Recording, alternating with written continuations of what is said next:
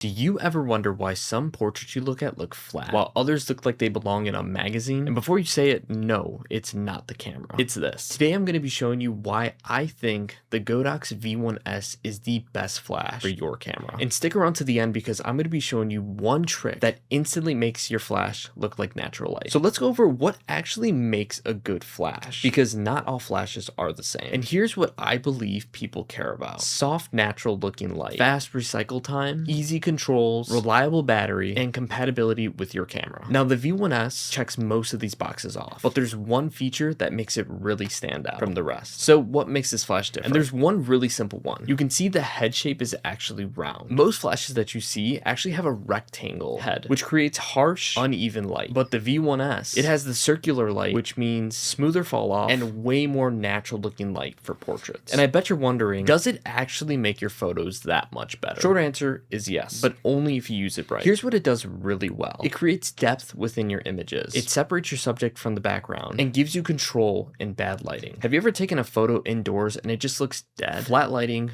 no shadows, no dimension. That's where this flash changes everything. But here's the catch. If you point it directly at your clients, it's going to look terrible. So what should you do instead? Learn how to properly use the flash. So you might be wondering, how do you actually use these flash for good portrait pictures? This is where most people mess up. Rule number one, don't aim your flash straight at your subject. Don't just aim it straight at your subject. Try bouncing it off the walls, bounce it off the ceiling, or you can use a diffuser. And you might be wondering why. And that's because bouncing the light off the ceiling or the walls will make the light softer, and softness makes better photos. Rule number two, use TTL when you're just starting. And you might be wondering, what is TTL? TTL is basically like your flash on auto mode, like your camera. So instead of guessing your settings, you can actually just focus on your subject. Rule number three, control your ambient light first. So you're going to want to set your exposure for the background first. Then you can use the flash to light the subject. That's how you get the professional look. So you might be wondering, is this light actually reliable for shoots? Because specs don't matter if it's gonna die during the shoot. So here's what the V1S gets you: rechargeable lithium battery, around 400 to 500 full power flashes, and a fast recycle time of 1.5 seconds. And honestly, this is huge because cheap flashes will really slow you down, and this one keeps up, especially if you're shooting portrait, events, or content. So now the big question is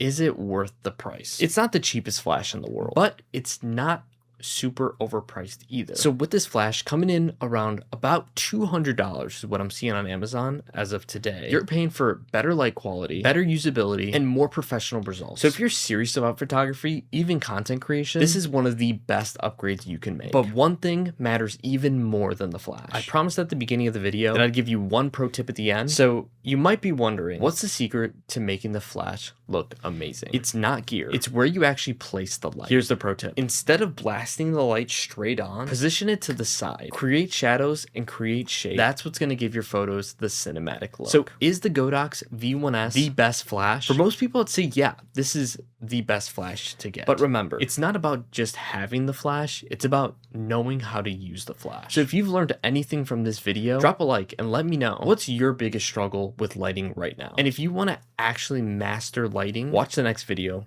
right here.